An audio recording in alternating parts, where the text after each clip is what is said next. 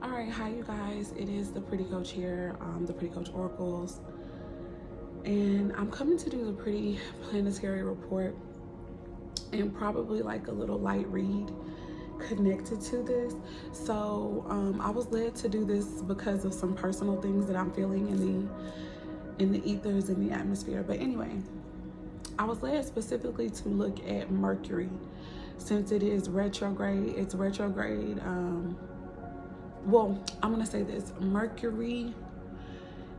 We're in the shadow period of the retrograde, and Mercury is currently in the sign of Leo. So that actually did come up when I rolled the die. The sign of Leo came up. Here it is, right here. It's this one. That came up when I was asking Spirit to share with me what's going on today. The number 1 showed up here as well. That could be something dealing with the first house. It could deal with the firstborn. It could deal with being the number 1 at something. And I see the sign of Venus here connected too. Venus could talk about wealth, attraction, our worth, and things like that. So these are topics that could be getting affected. It also talks about love.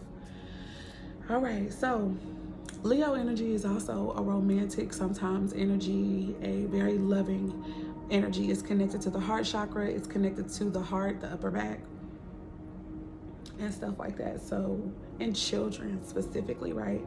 So, boom, moving on. When I was getting ready to pull cards for this energy that I'm feeling, I opened my deck. I split my deck. I was literally saying, we will see. And I've had the Sagittarius IC card, and then the Mercury retrograde, where it talks about reinvention. The number 6 is connected here, which for me is connected to things like karma, balance, give and take, reciprocity. And then Sagittarius IC, and the card number is the number 3 with 21. So yeah, let's get into that really quick. But Mercury being in Leo, I feel like it's gonna have something to do with communications on, and it's in the 11th house too. So this is talking about the way that the soul tribe, the collective, the friend groups communicate with one another. And you know what? I have to say this. I'm feeling very led to share this, but our soul tribe doesn't only consist of so-called light energy. Dark energy is connected with that too. So darkness to some people could look like something that's not good, something that is perceived to be evil, but in fact it is not. It is serving its purpose of judgment, causing a wake-up call. That was something that came up in my other deck that I pulled. A wake-up call, reassessing. Energy is up here, and living your soul, not a role.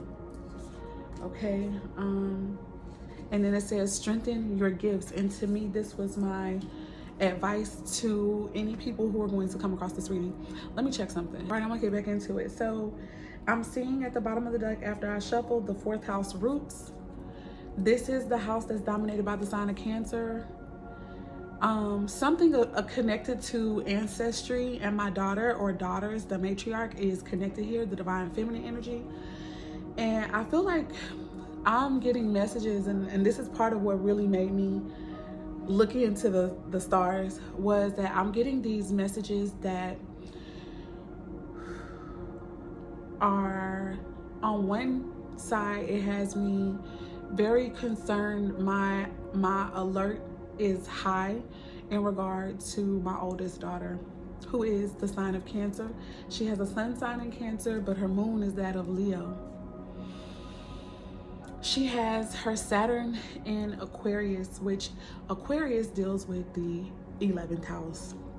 And so I feel like there is something connected to groups, people that she considers friends. So for example, My daughter right now, she reminds me so much of myself when I was younger and everything. Like, I used to call everybody my friend. When I was at school, everybody was my friend or had the potential to be my friend.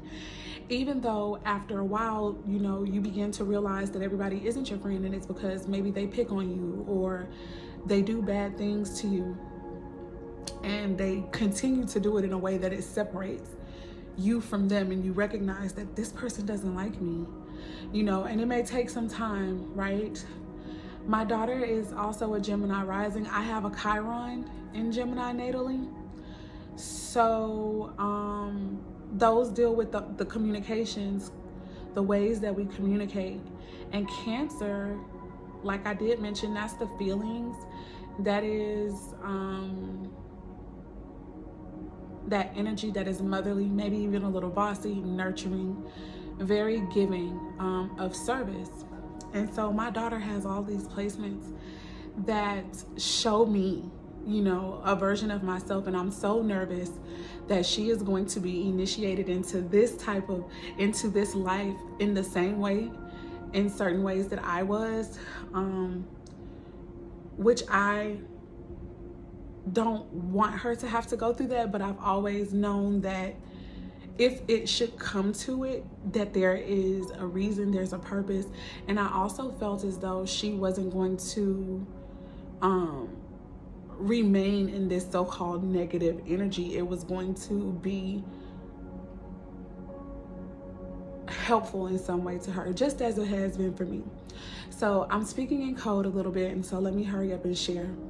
Honest to God, I've experienced sexual abuse in my life. It happened when I was a very young girl, to the point to where I almost didn't remember that it happened until another point of clarity came while I was in the bathroom with my person who abused me initially. Which it just so happened to be that was the way that they always had access to begin the abuse, because they had to be the person to take me to the restroom or things like that. And to this day, silver lining type of energy. I love being in bathrooms to this day. I get a lot of downloads in the restrooms. And I know that when I move into the home that is a part of what I'm manifesting for myself, my bathroom has to be lavish. It must be nice, as it is a part of how I heal myself. And how I've taken my power back, to be quite honest. In the bathroom is where I was first wounded, where my mentality, my glasses and my lenses were broken. And I had to pick them back up and put my lenses back on, but as a result, it was distorted.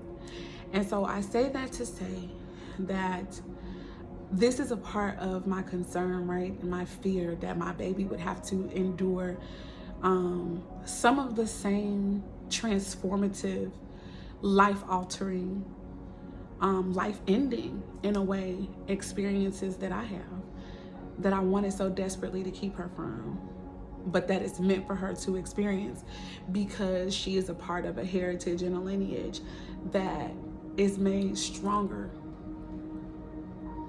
when they experience these things. So my prayer has always been that if I couldn't totally keep her from it, that her mind be protected throughout it all, and that her life and her light not be taken from her, or that if it is taken, that it's not taken forever, that she always returns back to it. So here we go. Let's get back into it. Let's see, girl. Listen to it. Look at this, guys. I have Destiny coming out here. I have Uranus. I gotta go get her sister. Second house owning. Uranus is Aquarius, is connected to the sign of Aquarius. This is the planet that rules Aquarius, and it deals with shocking events being revealed, shocking events that alter and change people's minds. And it also can deal with the LGBTQIA community and stuff like that, okay? And progression, social revolution, social progress.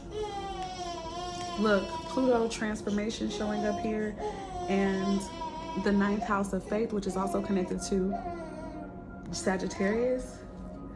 this is connected to the sign of Scorpio. Scorpio is that death energy. My Venus is currently in Scorpio, and so is my rising sign. And I think that that's why my spiritual gifts are really, really growing. Okay, guys, give me 1 minute.